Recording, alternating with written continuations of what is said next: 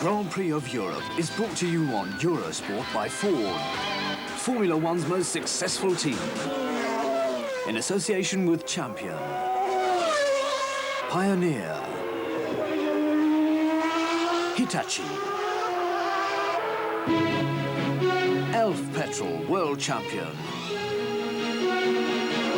and Goodyear.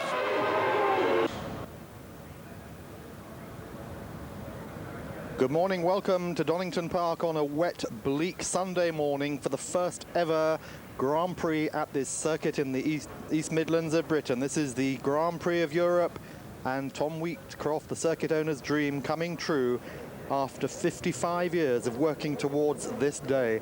Track conditions today wet, but it's not actually raining at the moment. We're going to be going live to the circuit in the next half hour to join John Watson, Allard Kalf for the warm-up. But first, we're looking back to Friday when training started in wet, appalling conditions. As you can see here, this is Friday afternoon. The rain was coming down horizontally, and we were looking to see how the cars were going to cope with this first ever qualifying session at the new circuit. Donington Park, 60 years old this month. But this is the new track. The last Grand Prix they had here was in 1938. Grand Prix were held in 1937 when Bernd Rosemeyer won for Auto Union, and again in 1938 when Tazio Nuvolari won again for Auto Union. There should have been a Grand Prix in 1939. The cars were all at the circuit when a telegram came from Germany in September recalling them because war had broken out that very same weekend. So here we are in 1993 on the 2.5 mile Donington Park circuit, much of it based on the original track from the 1930s. And this is Damon Hill, Britain's great white hope in the Cannon Williams Renault. Looking at appalling conditions on Friday morning. Hill looking for pole position.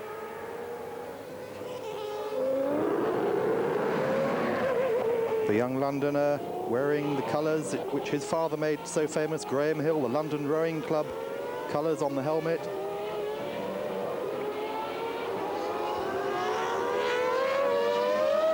Such a brilliant performance in Brazil from this young man, finishing second when he could have had the win. Michael Schumacher went off early in the session on Friday. No traction control on the new Benetton on his 111. He's done a good job today. In fact, he's done a 1:10.762 now. He is second fastest. Michael Schumacher, we just see, has done a 1:12.008. So Schumacher third. Alain Prost on pole. Damon Hill second. Michael Schumacher third, beating Ayrton Senna. Carl Wendlinger in the Sauber fifth. Michael Andretti in the other McLaren sixth. JJ Leto, Gerhard Berger sharing the fourth row.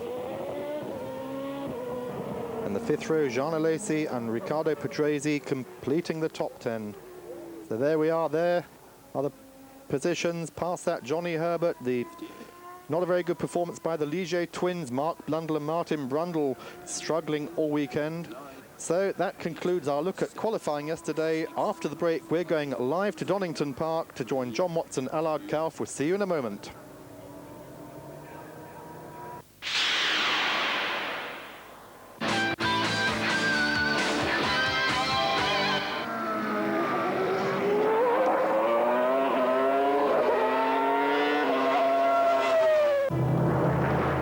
Eurosport Live.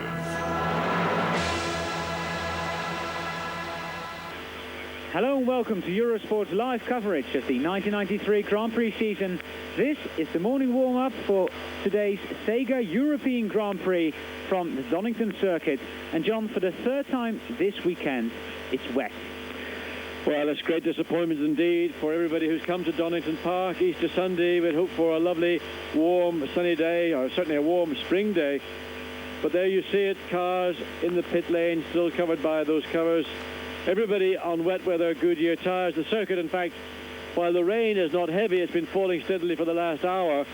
So the track is fairly saturated. And again, looking at the hundreds and thousands of people here this morning, well, it is very, very cold outside.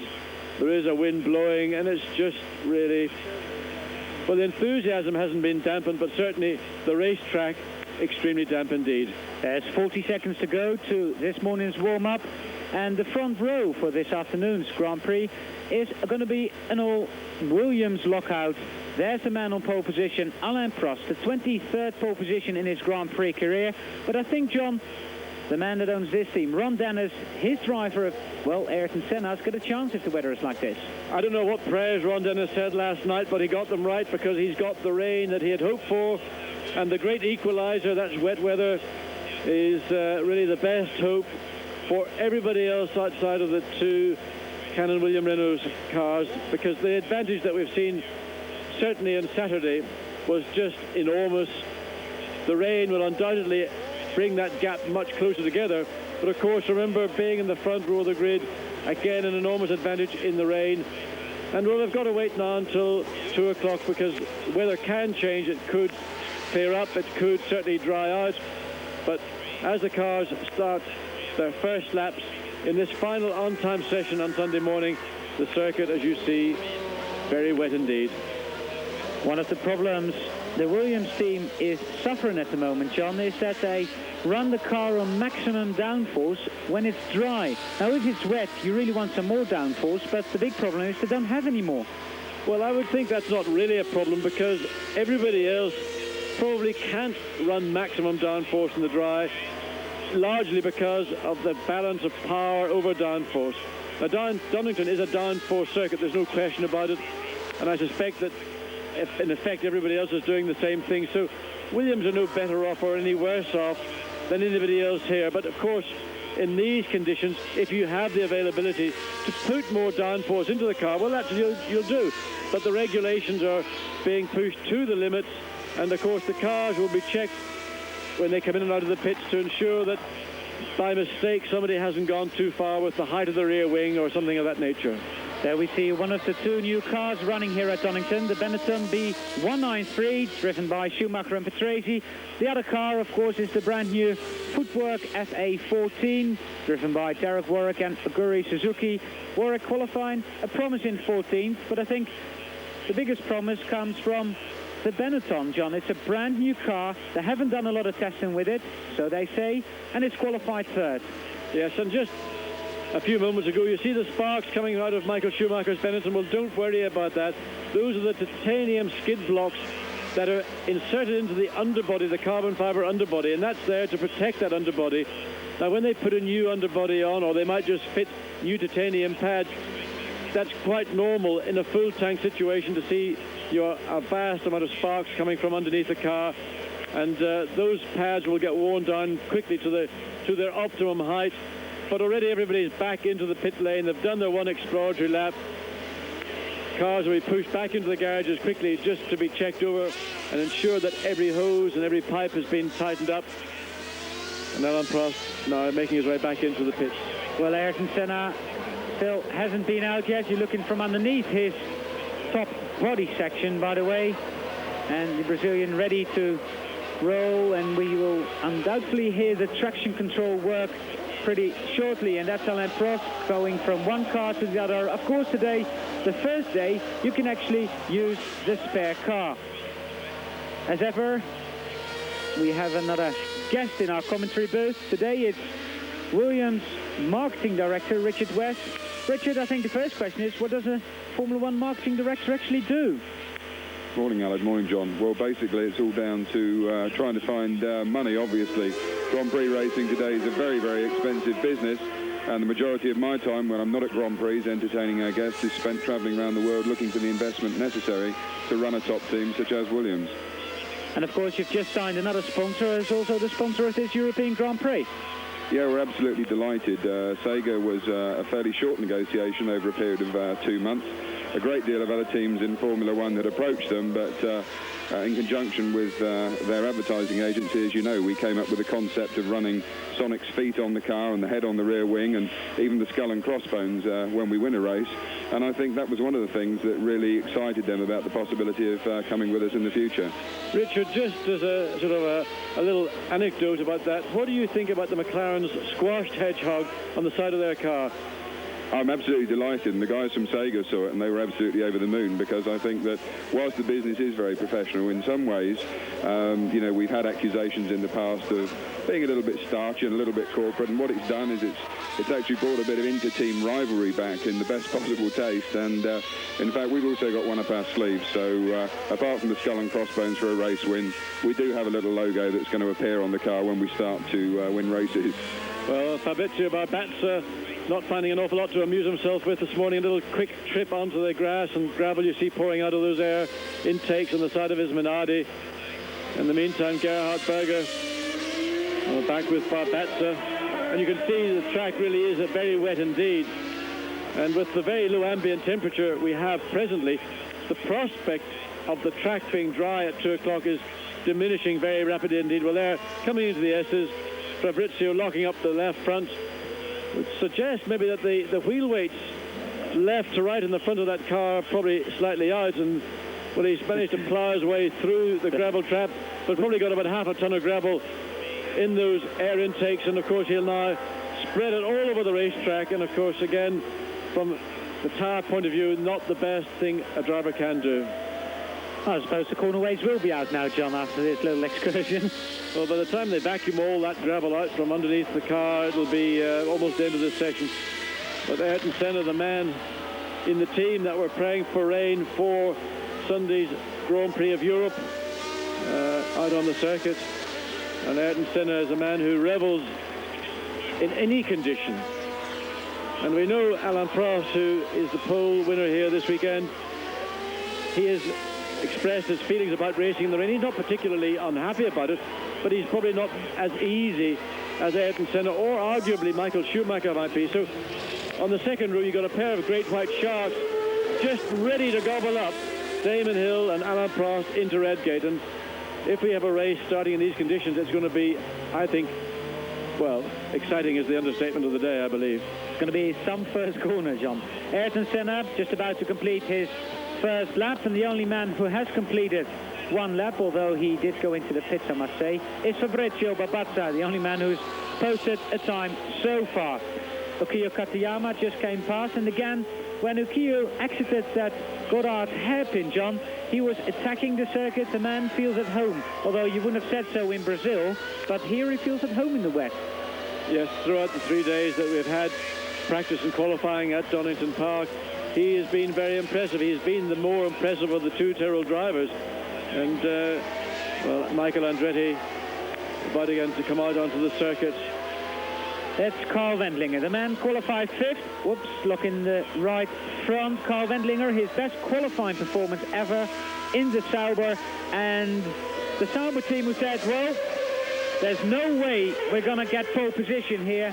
But we've got two cars again well inside the top 10, 5th and 7th, and a very relieved Carl Wendlinger, because for the first time he's actually faster than JJ Leto.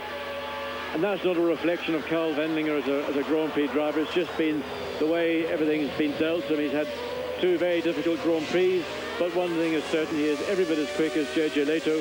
The difference again is really in the personality and the makeup of the driver. JJ is the more outgoing of the two.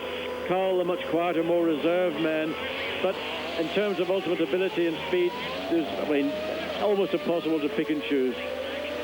John Alesi, the Ferrari team, who is making progress, that's for sure. And as Gerhard Berger said, well, this chassis is probably very close to be just as quick as the McLaren and the Benetton, but the engine is still a little bit of a problem. He says it's just not very drivable at the moment, and in the wet that could well be a problem.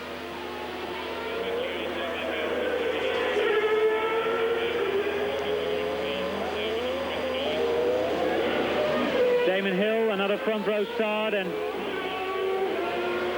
after Brazil and South Africa, it's a change to good old British weather. I mean, it's not only wet, it's freezing cold as well.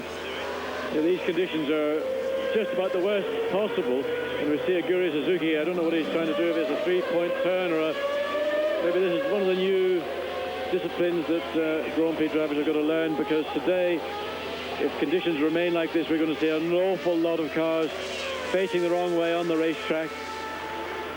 And really, prudence, I think, is the right word to describe how you would have to consider racing this afternoon. We're about 10 minutes into this morning warm-up, and there's more and more drivers who are posting a time at the moment. Philippe Alliot is the quickest of them all at the moment, and Alliot, as we've seen over the last couple of Grand Prix, is able to be blindingly quick, and his best finish, incidentally, is only a 6th place, but the man's got speed, John. The man also had pole position for last year's World Sports Car Championship in the Peugeot, so he knows Donington very well, although he professes not to like it particularly, but he's been a very, very quick competitor here, both in sports cars and in his Formula One, the Larousse Lamborghini. And again, Aguri Suzuki just proving that he can manage to get the car off the grass. And Aguri, we heard earlier in our commentary here from Donington, and Mike Earl was down at the Melbourne Hairpin, and we see also Thierry Boutsen at Goddard. He's spun off. Hopefully he's kept his engine running, but really the track conditions are extremely difficult, extremely treacherous. And this off-on driving style that Suzuki has, it's either like a switch, it's off or it's on, is not how you want to approach Donington Park this morning. And there we see Aguri Suzuki losing yet again the back end of his footwork Mugen, and it's really frustrating. It's really, he must sense no grip at all. Well, Ayrton Senna is the fastest of the drivers at the moment on a 1:31.555. John Alesi is second. Michael Schumacher is currently in 3rd place, and you're watching 4th place man Damon Hill. Eric Comas is in 5th. Gerhard Berger is in 6th, and Rubens Barrichello is in 7th position. Then it's Philippe Alliot, Andrea de Cesaris and Michele Alboreto. But Ayrton Senna currently 0.2 of a second faster than anybody else. Whoa, Eric Comas. Eric Comas, another man, he's made contact with the tire wall, the rear of the car, you see the wing, and probably a corner has been a little deranged. And, well, there's no point being fast. You've got to keep the car on the tarmac, and this race is not going to be a race so much of speed as a race of, as I said, prudence, stealth, but primarily I believe it'll be about experience, and there's no more experience. And Aguri Suzuki once again proving that he can get his car onto, but more importantly, off the grass. Well, John, JJ Leto is now the fastest man on the circuit, and you'll be very happy to know that Rubens Barrichello is 2nd, Ayrton Senna is 3rd, John Alesi is 4th, and Michael Schumacher is in 5th. But talking about the spray and the rain and the speed the cars are going, Alain Prost had some very interesting comments about that to Richard West. Yes, Alan, we were talking the other day at a sponsor presentation, and one of the guests asked Alain how he sees in the wet, because it was very wet here on Friday, and his comments were that even at speeds of 250 kilometers per hour, he's actually guiding himself by looking for markers at the side of the track, things like the 100-meter braking boards, the tyre barriers. He says he can see absolutely nothing in front of him in these weather conditions. Richard, the only problem is Alain should have been braking at 150 meters. That's probably one of the reasons, Alan. In fact, he was also talking about Damon's very fast time in the wet, and Damon was doing a circuit map, and he said, as I go through this corner, I'm in 4th gear, and Alan said, well, I'm not surprised you're so quick. I take it in 3rd, so maybe you're right, John. Well, Mark Blundell has made it into the gravel, and he looks like he's well and truly buried in that car, effectively out for the remaining part of this 30-minute session. We're now some 12 minutes into that session, and this is going to be, I think, a familiar sight throughout the remaining 18 or so minutes. And you can see that on the grass, the amount of water that fell here on Friday was pretty bad. Saturday, a glorious day, but because the temperature remained very low, there wasn't much opportunity for any drying to take place. Well, we're seeing an unusual sight. It's Aguri Suzuki actually on the racetrack. And he's gotten round, proffers the wave, yellow flags. I hope that doesn't distract you, Aguri. Good boy. All the way down Starkey Straight. And now he's got to negotiate the 2nd gear S's. Easy to lock up a brake coming in there. And this is Mark Blundell coming into Melbourne Hairpin. Back goes one way. It's almost like a rally driver. You know, you pitch the car one way, then the other way, then back again. That pendulum effect. Well, in Grand Prix cars, you don't do that, Allard. Well, Mark tried it and buried the car in the gravel. Well, we have a quick look at the times. It's JJ Leto, currently the fastest man on the circuit again. Then Michael Andretti, Damon Hill, Michael Schumacher, Rubens Barrichello in 5th, Jean Alesi is 6th, Philippe Alliot 7th, then it's Marc Blundell, Eric Gomez and Andrea de Cesaris. Now let's just see what Alain Prost can do. He complained about not enough downforce, but he's on full tanks, and what can this man do in the wet? Well, there's no driver out there who's got more feel than Alain Prost. And the way he drives a racing car is he coaxes the car around. He doesn't manhandle it around. It's a very delicate style of driving.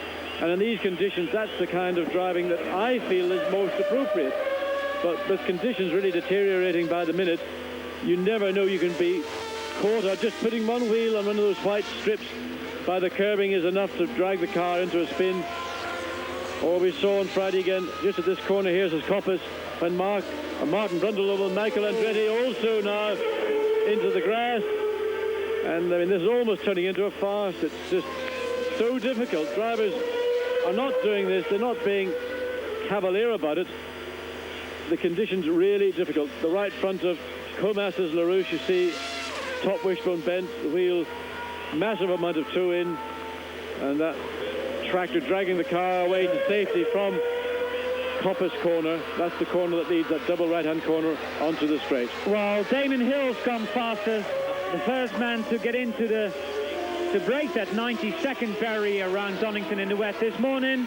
Well, we look at Michael Andretti being pushed away, Eric Gomez walking away, JJ Leto is still second, Ayrton Senna cross-start finish, but he had to pass Aguri Suzuki, so that will not be a very fast time. Michael Andretti is still in 4th place and Philippe Alliot is still in 5th place. But when you look at it, John, that point, that left-hander just before McLean hit a right-hander, that is a point where a lot of drivers went off. Where you're in the wet, the car wants to turn left, or you have to turn left, you get a brake, change down, and that's a tricky point. Well, that left-hand corner is, in these conditions, is very crucial, because you do want to have to lift off in the middle of the corner, but essentially that's what you're doing. And just the torque reaction of the engine, the weight transfer from back to front, it unsettles the car, and at the same time you're wanting to change down gear as well as brake. A combination of all those factors can encourage a car to start to go into an oversteering slide. And now, I mean, this is, very, very difficult conditions indeed. It's virtually impossible, as you come down Starkey Straight with a car ahead of you, to see where you should be braking. Now, Alain Prost was telling us, or telling Richard West, that he looks laterally, looks out to the side for reference points, brake marker points. But sometimes when conditions are now as they are, even those reference points are hard to pick up. So you're just going by your instinct, by that gut feeling you have. And I find that racing, when things are totally blind, you hear funny sounds around you. Well, Michael Andretti is frustrated. You can see him bouncing up and down in the seat. And I think he's managed to keep his engine running, because there's a lot of steam coming out from that's the overflow for the cooling system. When the temperature gets to a predetermined point, it then escapes through a pressure relief valve, and that's what you see coming out of the back of his McLaren. But I think, Michael, that's your day is finished for the moment. Alain Prost is currently still in 11th position, and times are coming down gradually. I'm not really sure whether drivers want to be out, John, in this weather, but it's your job. Well, I think you have to stay out, because you don't know what the conditions are going to be like for the race. And there you can see, well, those are the conditions. It's just heavier and heavier.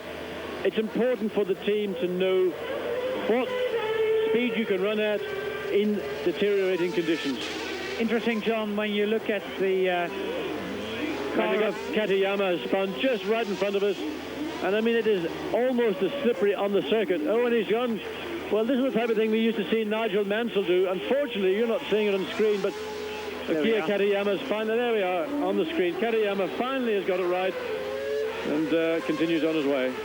While Damon Hill is the fastest man, and times I think are getting slower at the moment, because the rain is bucketing down. It's gone from bad to worse. It's basically stopped raining. It's raining very hard now. JJ Leto is still second. Senna's third, Andretti's fourth, and Alio's fifth. That's the situation during the morning warm-up. We'll be back after these short messages here on Eurosport.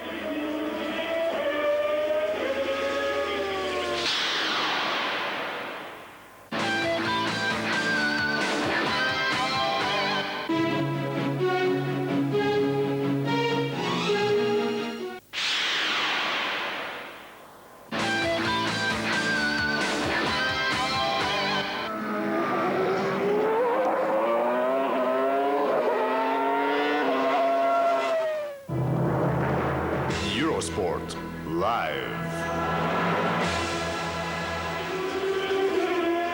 Welcome back at a very wet Donington circuit. This is the fastest man on the circuit, Damon Hill. And Damon had some interesting comments on the radio just a minute ago, Richard. Yes, I mean, the conditions, as you say, Alan, are changing all the time, and to try and get brake balance correct, because on a Grand Prix car, you can move the braking efficiency from the front to the rear axle very easily from the cockpit. And Damon was saying how difficult it is to find the balance, because just looking at the rain now, it's just raining harder and harder and harder. And I think really everybody's probably in the same boat. Very difficult to find an ideal setup. And also we can see now we're getting into the areas of aquaplaning, and certainly on Friday when we had rain, the equal of what we see now, going down through the Craner curves, there were rivers running diagonally across the racetrack, and that caused a lot of people a lot of problems. And I think, in fact, as this rain's falling, it's getting worse than we saw on Friday. Certainly from the camera point of view, the lens is completely covered now in rain, and this is done at the Melbourne Loop. Damon Hill accelerating up to Goddard's, and I mean, the track conditions have slowed probably by 8 seconds to 10 seconds over what Damon was doing. Well, in fact, we'll just check it out, because we've got the Tag Heuer Olivetti here in the pits with us. And Damon comes across the line very slowly indeed. That time, well, this was outlap, 6 minutes 55, so I mean, the conditions really, really appalling. And we begin to wonder just during that break here in our commentary booth, you know, what's going to happen if the weather is like this at 2 o'clock? I mean, while Martin Brundle's out in the spare Ligier,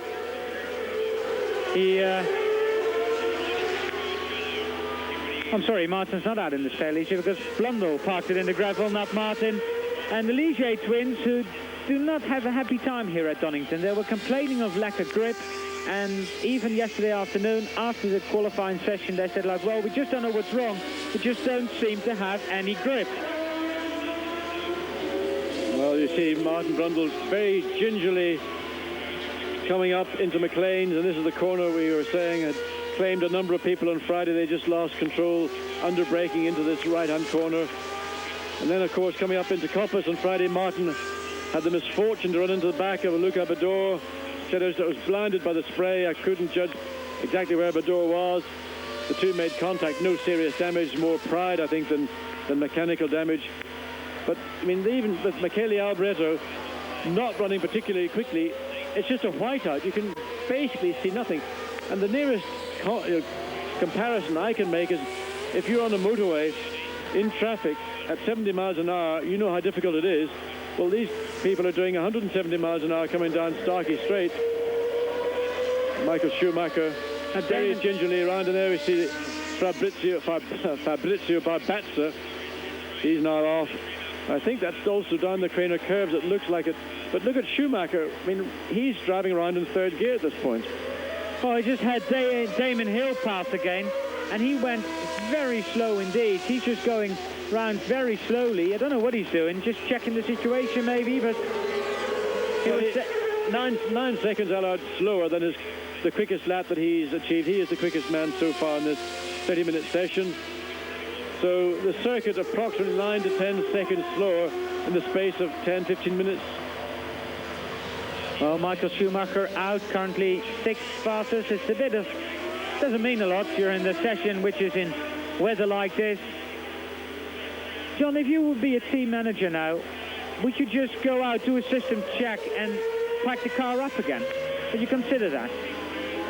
I think it depends very much on the situation within a team. If it was a team like Williams or McLaren, you've got the opportunity to run, because information is important. Information is what the teams are here for. At the same time, you don't want to jeopardize your equipment unnecessarily. You have to imagine that race conditions could be as bad as this at 2 o'clock.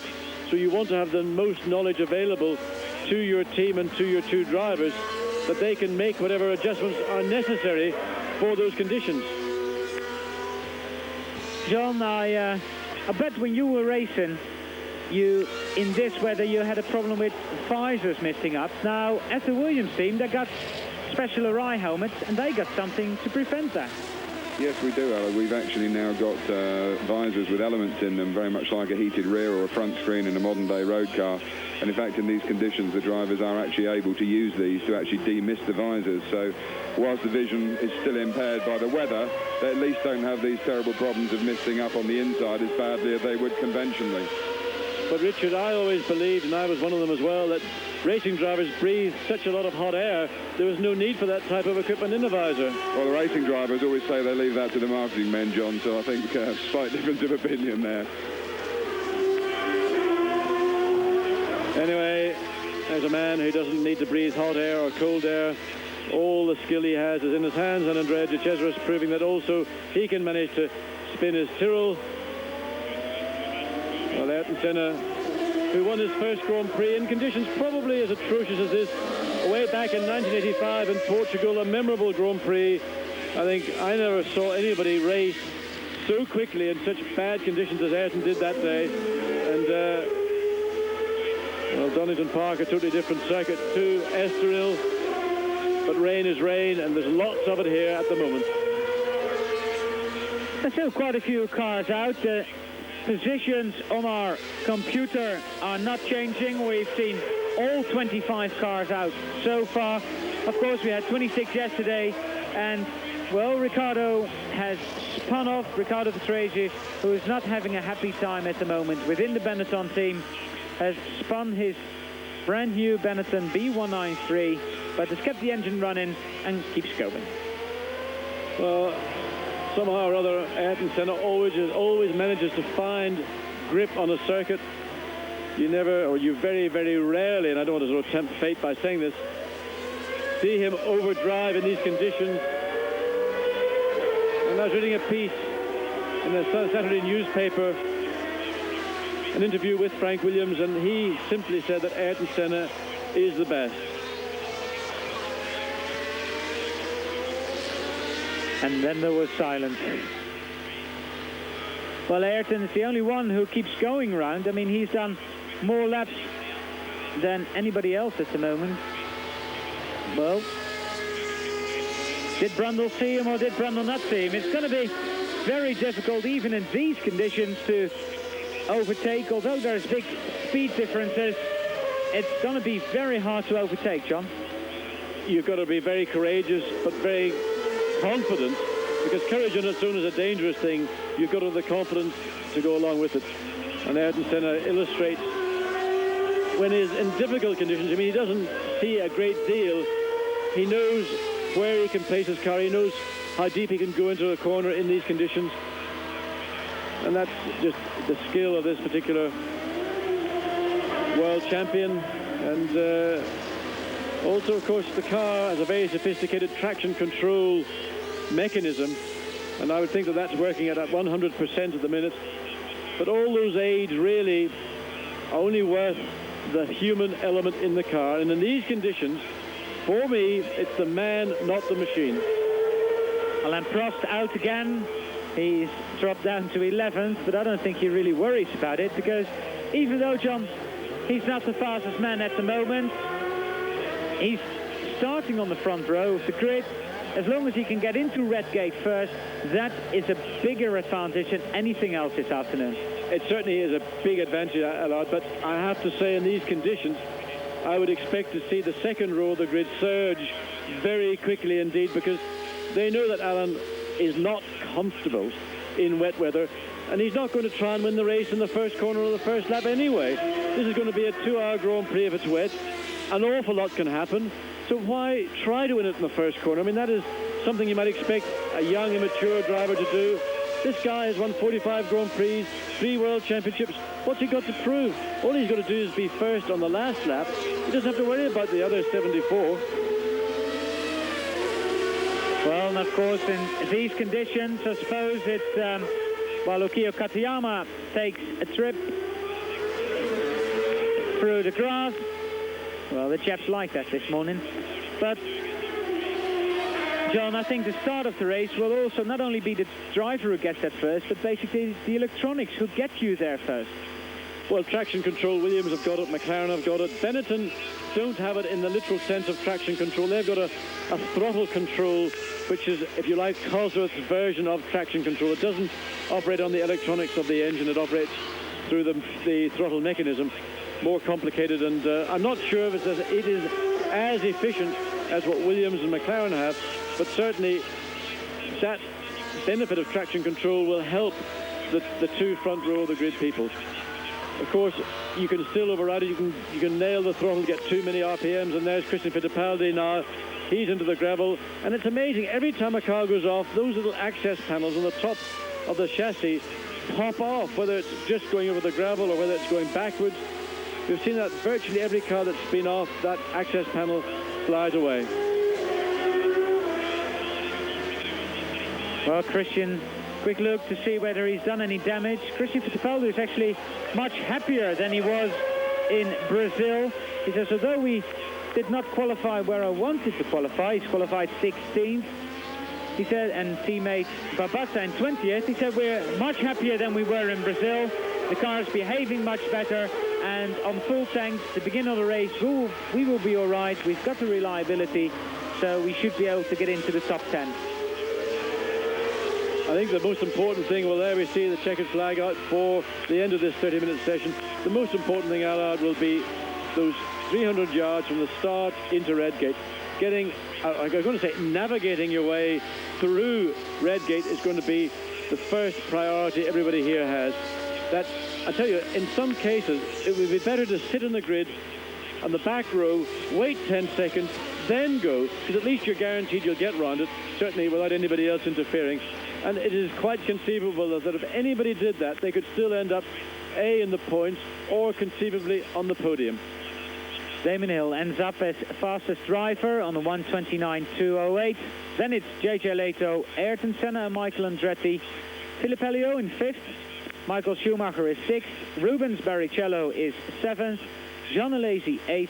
Johnny Herbert and Alessandro Zanardi are 9th and 10th for Lotus. Then it's Alain Prost, Mark Blundell, Eric Comas, Andrea de Cesaris, Michele Alboreto, Derek Warwick, Carl Wendlinger, who puts his fastest lap in at his very last lap, Gerhard Berger, Fittipaldi and Brundle. That's the top 20. And Allard, just for our viewers back home, suddenly we don't have clear, unbroken blue skies. This is the scene we had here yesterday at Donington Park. Unfortunately, the rain is falling. We hope by the time you return to us here that the rain will have stopped and we will begin to see a drying line at Donington Park. Well, whatever we will see 76 laps this afternoon, or 2 hours. That is the big question. If it's like this, it might well be a 2-hour race and not 76 laps. Anyway, this was the morning warm-up. Thank you for watching Eurosport. Thank you from John Watson, Allard Kyle, and Richard West. See you later on. Bye-bye.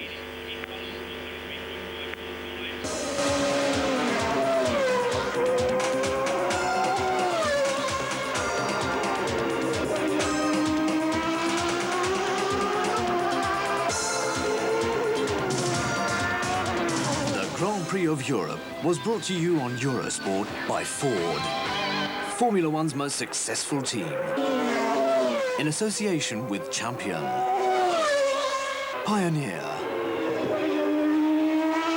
Hitachi, Elf Petrol World Champion, and Goodyear.